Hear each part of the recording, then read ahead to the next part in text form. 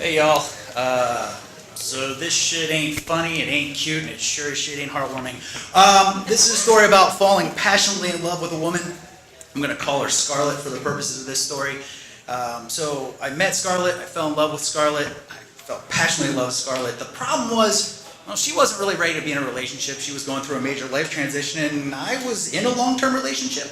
Not a good way to start a new relationship, being in one. So eventually we were sort of seeing each other discreetly, whatever, and we were at a bar one night, we were hanging out, and a woman across the bar got our attention. Hey, you guys! Hey, us? Yes. I just want you guys to know that you look so cute and you look so in love and you look, I'm so happy to see love like this. And I was like, oh wow, I think my life might have just changed. And so shortly thereafter, the old relationship ended, the new one began. But again, this isn't an ideal way to start a new relationship. So we were very volatile with each other. Like a month went by, and that sort of thing that woman in the bar saw, it continued, and woo, believe it or not, we're walking on air. And then it just came crashing down, and we broke up. And then we got back together because, maybe we'll try it again. And then we broke up.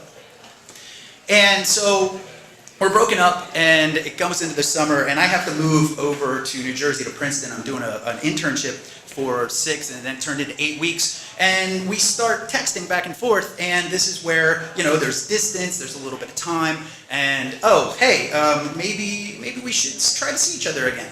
So we've spent many nights in this place by this point. We love beer, and so there's a beer festival that's by me. Do you want to come over and hang out? We'll go to the beer festival. So she does. She comes over, we have a beautiful day, drink beer, eat oysters, spend the night, it's beautiful. We wake up in the morning, and she has to come back, she has to work, and so she goes out the door. And about 40 minutes later, I get a call, and she says, so does this mean we're back together? I said, well, I don't know, I'm going to try to be cautious this time. I wasn't before, but I'm going to try to be now. And she said, that's not the right answer.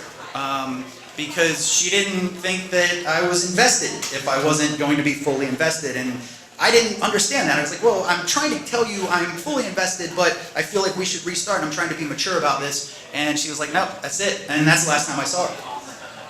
So 2 years later, I actually went back to Princeton, chasing a full-time job out of that internship. And it went pear-shaped, and so I found myself alone for the holidays, out of work, sad, just a puddle of self-pity. And I'm sitting there, and I'm feeling awful for myself, and I just, oh, woe is me. And for whatever reason, in this state of mind, I said, let me Facebook stalk Scarlett, because I'm sure that will cheer me up. So I type in, Scarlett's name, and her Facebook profile comes up, and I'm greeted with a ultrasound picture. Yeah, right? So I'm like, wow, cool, you're about ready to have a baby. And this hit me, and I can't even, the feeling that I had, I didn't know why. I couldn't figure out why this affected me this heavily, because I kind of knew she was gone. I knew there was nothing going to come from this Facebook stalking. And I know I don't want to have children, so it wasn't like, oh wow, I'm missing out on this beautiful opportunity with her. And in that, when I just sat with that thought for a moment, I had this flash that one night we were together, and it was early on, and we were talking, and the topic of children came up. And I said, I don't want to have children. And I said, do you want to have children? And she said, well, I don't know. I said, okay. I said, why? She said, well, I honestly, I think I maybe do, but I don't know if I can, because when I was 18, I had an abortion, and I don't know that I can. Well, again, emotionally stunted guy, stopped listening. Well, kept listening because it was still here, but stopped hearing at that moment. I was like, okay, good, no kids, check, next thing, let's go on with our passionate affair. And then she said this to me. She said, and even if I could, I don't know if I deserve to. And that just flew right over my head.